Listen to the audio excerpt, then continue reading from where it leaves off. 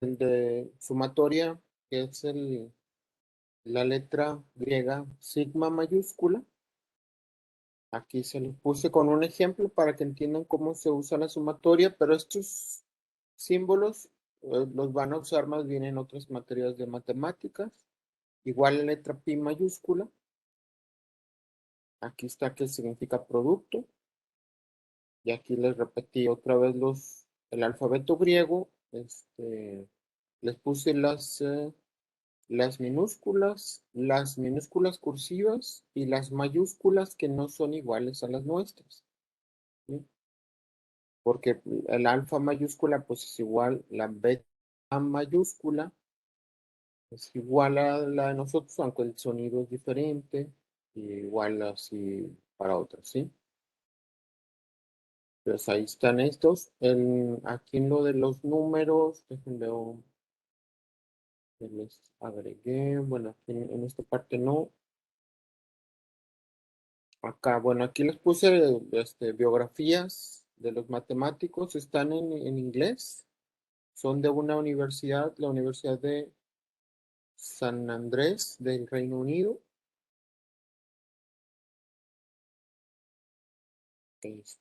Y aquí en estas gráficas les cambié un poquito el formato, les puse cruces que se usan más en ingeniería, así las gráficas de los números complejos. Esto lo van a utilizar ustedes en las clases de sistemas dinámicos y control que llevan mucho más adelante en su carrera. Y bueno, les puse aquí, bueno, las curvas de respuesta de los sistemas, les había puesto antes imágenes tomadas de internet, aquí ya ahora las hice yo. Nomás aquí, bueno, la escala, aquí no la modifiqué porque se ve muy grande. Pero aquí están, estas cuando son reales y repetidas. Aquí más o menos se trata de que se vea que hay dos raíces en el mismo lugar. Y aquí está la respuesta de un sistema críticamente amortiguado. Ahí ustedes pueden ver aquí en LaTeX cuál es el programa que usé de TICS. Es un pequeñito programa donde aquí está la ecuación, que es, déjenme pongo más grande. La función para graficar esta función se pone plot y le puse 1 menos la exponencial de x menos x 5 por la exponencial o sea, puse más o menos una función de un comportamiento críticamente amortiguado. Y para los otros sistemas hice lo mismo, ¿sí? Para el subamortiguado, sobreamortiguado. Entonces son estas formas de graficar aquí en LaTeX es lo mismo que graficar en muchos lenguajes, ¿sí? Aquí están las raíces puramente imaginarias que son de un sistema oscilatorio. Para un sistema oscilatorio, aquí está el programa de TICS, en el cual grafiqué una señal senoidal. Aquí está el plot, plot, plot, y está una señal senoidal, ¿sí? Con un pequeño desfasamiento. Le puse un ángulo de 45 grados para que hubiera un desfasamiento. Y aquí les puse el ángulo de teta, que en este caso son 45 grados. Y como no tiene un producto, una constante aquí multiplicada por el seno, la magnitud es de 1, ¿sí? El magnitud máximo es 1 y menos 1, ¿sí? Que es lo mismo que sería un voltaje si es que ustedes están midiendo algo en un osciloscopio. Y aquí les puse otras constantes que ustedes van a conocer este, en otras materias de su carrera, como la constante, el periodo de una señal oscilatoria, la frecuencia, que se mide en hertz o en radianes. Aquí están las fórmulas que van a ver en ingeniería. ¿Y qué otras constantes les puse acá? Aquí no, en la siguiente creo que es. Aquí En estas raíces, cuando tenemos raíces complejas conjugadas, hay muchos parámetros muy interesantes que se usan en el estudio de sistemas dinámicos o diseño de sistemas.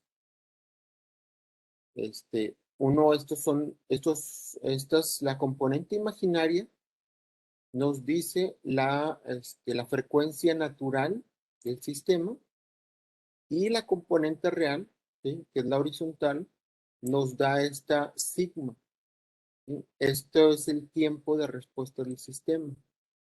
Y este ángulo es muy importante porque este ángulo se relaciona con el máximo sobreimpulso, que es este pico, es el primer pico de la señal. Pues ese ángulo depende mucho, perdón, este pico depende mucho de ese ángulo, ¿sí? Y el tiempo de respuesta, el tiempo de establecimiento, esto aquí le puse TS, viene de settling time, por ahí lo puse en otro señal, este, es, está relacionado con sigma. Y la frecuencia de oscilación es, bueno, aquí no está indicada, pero es una frecuencia de oscilación que aparece en estas oscilaciones, está relacionada a parte imaginaria, ¿sí? Y hay otros tiempos aquí que se calculan con esos parámetros, ¿sí? Y este es un sistema subamortiguado de segundo orden, ¿sí?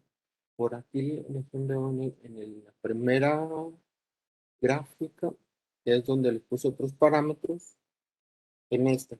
Esta también es muy importante para su carrera, por eso les puse aquí 63.5, porque aquí el tau es la constante de tiempo de un sistema, de cualquier sistema que es sobreamortiguado, ¿sí?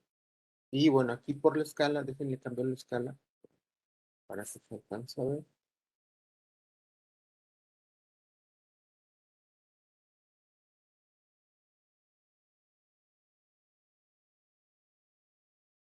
Y aquí mismo le pongo el dominio, cuántos segundos quiero que se simule, cuántas muestras quiero que tome de la simulación, la escala de la figura, que todavía es demasiado grande, entonces déjenme bueno,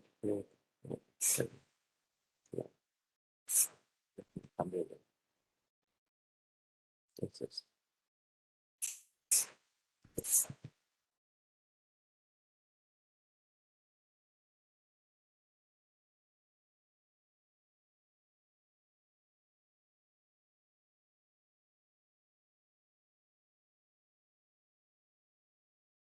aquí está settling time, es el tiempo de establecimiento.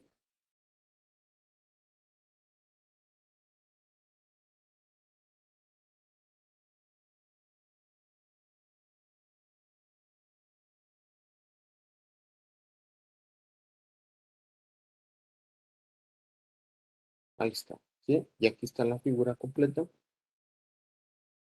Y que les pongo aquí que es 4 taus, el tiempo que se tarda en llegar a casi el 100%, ¿sí? A lo que se dice prácticamente el 100% de la señal, ¿sí? Que es lo que les comentaba al inicio, que es el comportamiento normal de la carga de un capacitor, del llenado de un tanque de agua. Muchos sistemas se comportan más o menos así, ¿sí? Entonces se puede conocer la constante de tiempo de un sistema, el tiempo de establecimiento, y se puede crear un modelo matemático con sus, sus raíces, ¿ok? Sus polos. Bueno, aquí en sistemas se les llama polos, ¿sí? Porque son las raíces de la ecuación característica del denominador de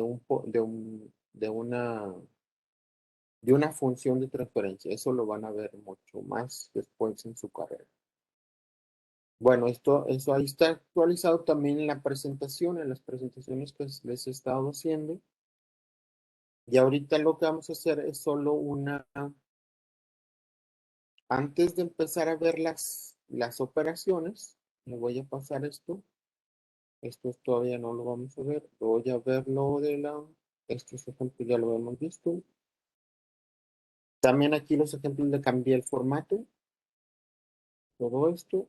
Ahora vamos a ver esto, las estructuras algebraicas.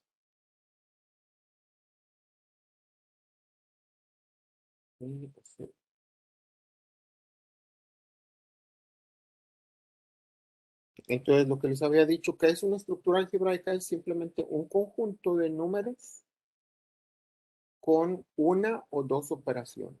¿Sí? Entonces, vamos a empezar a ver esta unidad, la primera unidad, que es los complejos con las operaciones básicas. Entonces, para eso tenemos que ver cuáles propiedades tienen todos los conjuntos de números que están incluidos en el plano complejo y las propiedades de las operaciones básicas. ¿Sí? Entonces, para eso vamos a estudiar las estructuras algebraicas. La estructura algebraica más importante que vamos a ver en el curso es un espacio vectorial. ¿Sí? Entonces, lo más básico que vamos a ver ahorita, esta unidad, es el campo de los complejos. Ustedes ya conocen el campo de los reales y sus propiedades. Y los otros conjuntos que ya vimos. Nada más vamos a recordar sus propiedades. ¿Sí? Entonces, estos son solamente nombres o que a lo mejor no habían escuchado, pero vamos a verlos rápido. Solamente sirven para resumir las propiedades de los conjuntos que ya vimos. ¿Sí? Entonces, primera estructura que vamos a ver son semigrupos. Un semigrupo es un conjunto de números de los que hemos visto y una operación. Una operación, ahorita vamos a ver que es una operación binaria. Entonces, es una estructura algebraica formada por un conjunto de elementos o números. Pueden ser matrices, vectores, después vamos a ver esto. Y una operación binaria, que la podemos representar con cualquier símbolo. Una operación binaria quiere decir que se necesitan dos elementos del conjunto para realizar la operación. ¿Sí?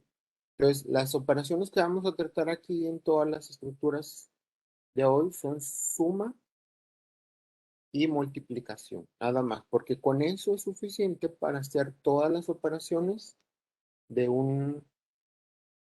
de los números complejos y los números reales, ¿sí? Porque en la suma existe la inversa. La inversa son los negativos y con eso tenemos la resta. Y en la multiplicación también existe la inversa. Y con la inversa tenemos la división. ¿Sí? Entonces no tenemos que representar cuatro operaciones, nada más con la suma y la multiplicación representamos todas las operaciones que ustedes conocen. ¿Sí? Entonces, ¿qué propiedades tiene un semigrupo? Un semigrupo, lo primero que tiene es una cerradura. La cerradura quiere decir que la operación entre dos elementos del conjunto nos da un elemento del mismo conjunto. ¿Sí? Un ejemplo sería si tengo dos números enteros sumados, me dan un número entero. Si multiplico dos números enteros, me da un número entero. Eso quiere decir cerradura. ¿Sí? Y es lo más simple que hay que entender. Si ustedes multiplican dos números racionales, les da un número racional. Si suman dos números racionales, les da un número racional. Si ustedes multiplican dos números irracionales, les da un número irracional. Si suman dos números irracionales, les da un número irracional. ¿Sí? Entonces, eso se llama cerradura. La otra propiedad que tienen los semigrupos es la asociatividad. Si ustedes suman o multiplican tres números de un conjunto, lo pueden hacer de diferentes formas. Primero, sumar dos y luego el primero, o sumar los primeros y luego el tercero. ¿Sí? Entonces, esto es agrupar en el orden, agrupar como ustedes quieran y hacer las operaciones por asociatividad. ¿Sí? Entonces, de los conjuntos que hemos visto, como le estaba diciendo, los enteros, los racionales, los reales y los complejos también, las matrices también, todos forman semigrupos. ¿Sí? Y cuando veamos matrices, vamos a ver que la transpuesta, la inversa y la adjunta no son operaciones binarias. ¿Sí? Pero eso ya lo veremos en las matrices. Entonces, eso es todo lo de un semigrupo. Lo único que necesitan es que dos números, al hacer la operación de un número del mismo conjunto, o que se pueda hacer la operación agrupando de dos en dos. ¿Ok? Y eso siempre se puede en todos los conjuntos que conocemos, que hemos utilizado. Los irracionales, acuérdense, no los vamos a usar como conjuntos, porque no forman ninguna estructura algebraica. ¿Sí? Ahora, el siguiente conjunto de estructura algebraica que vamos a ver son los grupos. Ahora, ¿qué es un grupo? Tienen la misma estructura, ¿sí? Es un conjunto y una operación. ¿Y qué propiedades tiene? Primero debe ser un semigrupo. Y ya sabemos que es un semigrupo. Debe tener cerradura, asociatividad y además debe existir un elemento en el conjunto. Ahorita le vamos a llamar E, tal que una operación con cualquier elemento del conjunto, en cualquier orden, nos dé otra vez el elemento A. ¿Sí? Eso quiere decir que para la suma existe el 1, porque al multiplicar A por 1 o 1 por A, nos da A. Para la multiplicación, perdón. Y para la suma existe el 0. ¿Sí? A más 0 o 0 más A nos da A. ¿Sí? Entonces, a este elemento se le llama identidad del grupo. ¿Sí? Si es la multiplicación, si es la suma, se le llama neutro multiplicativo. ¿Sí? Entonces, puede ser unidad o neutro multiplicativo o también neutro aditivo. ¿Sí? Dependiendo de qué operación estemos definiendo aquí. Aquí le puse un punto definiendo cualquier operación binaria, pero con las que vamos a trabajar nada más es la suma y la multiplicación. ¿Sí? Como les decía, y aquí está la definición. Para que sea un grupo, necesitamos que exista el 1 y el 0. Para la multiplicación se cumpla esto, que A por 1 o 1 por A, de A más 0, 0 más A es igual a A. Entonces, esto se cumple para todos los conjuntos que hemos visto, ¿sí? Para los reales y también para los complejos. Entonces, ahorita es lo importante que tienen que entender. Que todos los propiedades que estamos viendo van a ser para los complejos. Ahora, otra propiedad para hacer un grupo. Necesitamos que para todo aquí vienen los símbolos, ¿sí? Que para todo elemento del conjunto exista, aquí me faltó existe un elemento, bueno, le puse acá, existe, ¿sí? Que se llama la inversa, que esté dentro del mismo conjunto, tal que al hacer la operación, aquí en este caso puede ser multiplicación o suma del elemento original y la inversa nos dé la unidad o el inverso multiplicativo o el neutro aditivo. ¿Sí? La E que vimos en el paso anterior, que sería 0 o 1, dependiendo si es la multiplicación o la suma. ¿Sí? Entonces, debe existir, aquí lo que nos está pidiendo es que existan los inversos. Inversos multiplicativos es cuando tenemos la multiplicación. ¿Sí? Entonces, si tengo un número, debe existir la inversa en el conjunto y al multiplicar un número por su inversa o la inversa por el número, me debe dar 1. ¿Sí? Y aquí estamos realmente definiendo la división. Entonces, en los grupos ya hay división. Y para la suma, pues aquí tenemos ya también resta. El número En el conjunto existe la inversa, pero la inversa aditivo es menos A realmente. Entonces, menos A más A nos da el neutro aditivo. El neutro aditivo en la suma es 0. ¿Ok? Y eso existe igual en los números que hemos visto y que igual en los complejos. Aquí les pongo otros grupos. Y luego después tenemos los grupos abelianos. ¿Qué es un grupo abeliano? Lo único nuevo con el grupo anterior es que debe ser un grupo, pero debe ser conmutativo. ¿Sí? ¿Qué es conmutativo? Que la suma y la multiplicación se puede hacer en cualquier orden. ¿Sí? El orden de los factores no altere el producto o que el orden de los sumandos no altere la suma. ¿Sí? Y eso es válido también para todos los conjuntos que hemos visto. Igual para los complejos. ¿Sí? Tanto la multiplicación como la suma. ¿Ok? En las matrices, esto lo vamos a ver en la siguiente unidad, las matrices con la multiplicación no forman un grupo abeliano.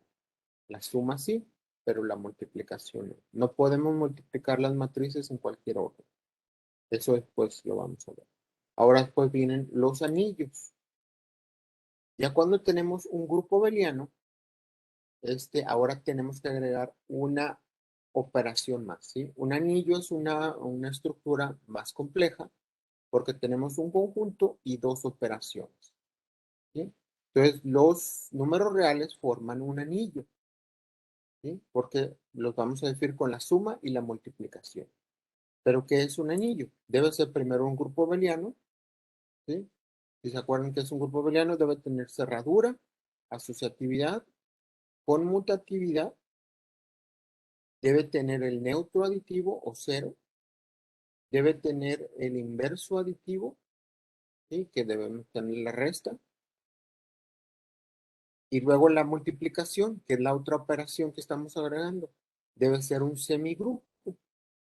La multiplicación debe ser asociativa, bueno, la cerradura también va incluida, y bueno, asociativo que se agrupa en dos, y debe tener la identidad multiplicativa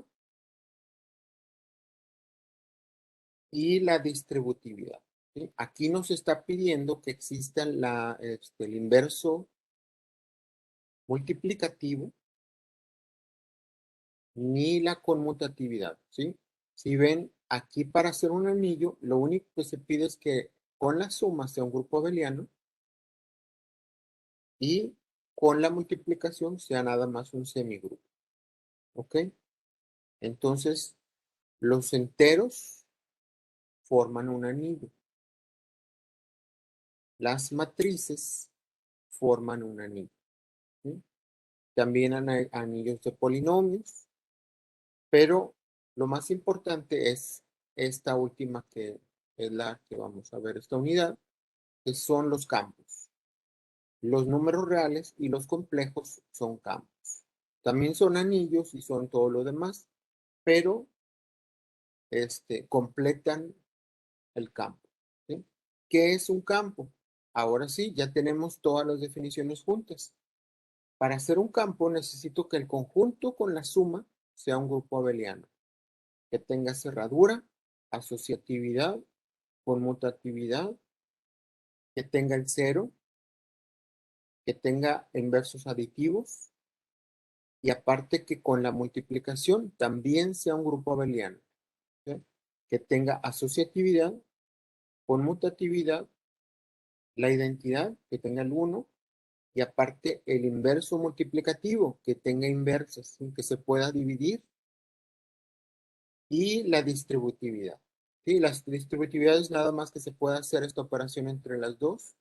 A por la suma de dos elementos se distribuye de esta forma, como siempre lo han hecho ustedes en la primaria, en la secundaria preparatoria. Entonces, los campos que más se utilizan son los reales. También los racionales forman un campo, pero no los vamos a estar usando. Y los complejos. ¿Sí? Y aquí está un resumen para el campo de los números reales. Entonces, ustedes ya saben, los números reales tienen cerradura. Si ustedes suman dos números reales, les da un número real. ¿Sí? Ustedes saben que el 0 es un número real. Siempre que suman un número más el 0, les da el mismo número real. Existe la resta en los números reales, porque lo multiplican por -1 y les convierte un número en negativo y les convierte en una resta. ¿Sí? También existe la cerradura en la multiplicación. ¿Sí? Si multiplican dos números reales, les da un número real. Existe el neutro multiplicativo, que es el 1. Quiere decir que siempre que multipliquen un número real por 1, no importa en qué orden, les da el mismo número real. Existe la división o el inverso multiplicativo en los números reales. Existe este tipo de distributividad que acabamos de mencionar, alfa por beta más gamma. Este es otro tipo de distributividad. Aquí se las pongo nada más para que la conozcan, que es al revés. Pero esta sí se usa nada más en las álgebras booleanas, que esa la van a ver en sistemas digitales, pero no se usa en números reales, se usa en números binarios, que son otra estructura algebraica que se llaman álgebras booleanas. Y tenemos también la asociatividad. Eso se cumple para las dos operaciones, la suma, que se agrupan de dos en dos, la conmutatividad, que se puede hacer en cualquier orden. ¿Sí? Entonces, esto es el resumen de lo que es un campo. Y según yo creo que es más fácil entender lo que es un campo si lo resumimos viéndolo como estructuras algebraicas y ahora el campo de los números complejos. Igual tenemos el conjunto de los números complejos, dos operaciones que forman dos grupos abelianos. ¿Por qué son grupos abelianos? Porque hay cerradura con la suma, neutro aditivo, porque 0 sigue estando en el plano, el -1 está en el plano, entonces puedo multiplicarlo por cualquier número y hacer la resta en los números complejos. También tengo la cerradura en la multiplicación, ¿sí? Tengo el neutro multiplicativo, que es el mismo 1 que está en el plano complejo. Tengo la división también los números complejos. También la misma distributividad, la de los booleanos no se aplica.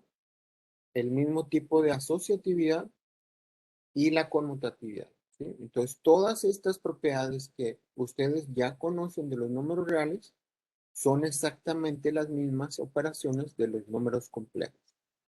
Solamente que recuerden que los números complejos están en un plano, están en este plano y tienen dos componentes, una en el eje real y una en el eje imaginario. ¿Sí? Entonces, por eso hay que entender cómo hacer las operaciones. Pero ya sabemos las propiedades de todas las operaciones, de la suma, resta, y dentro de la suma y la resta está, bueno, también tenemos la multiplicación y la división, ¿sí? Gracias a que es un campo. Simplemente llamándolo como un campo, sabemos que existe la suma, la resta, multiplicación y división, ¿sí? Entonces vamos a ver ahora ejemplos de las operaciones. Déjenme terminar este video.